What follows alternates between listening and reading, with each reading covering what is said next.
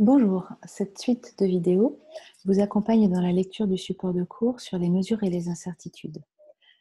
Vous allez trouver 4 vidéos différentes qui vous permettront de voir chacune des 4 parties du support de cours.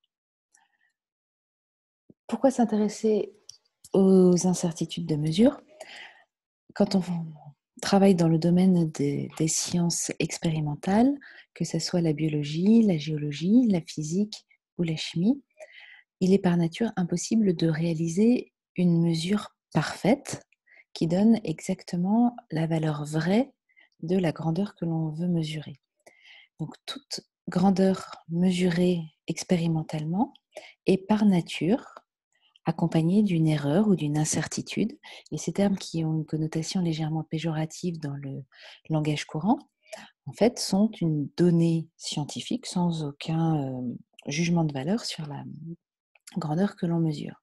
En fait, c'est très intéressant de savoir si le résultat qu'on obtient est fiable et dans quelle mesure il l'est.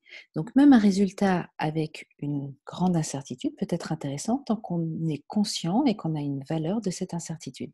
Donc c'est pour ça qu'on va apprendre à évaluer, à calculer les incertitudes, et tout résultat expérimental devrait toujours être accompagné de sa limite d'incertitude.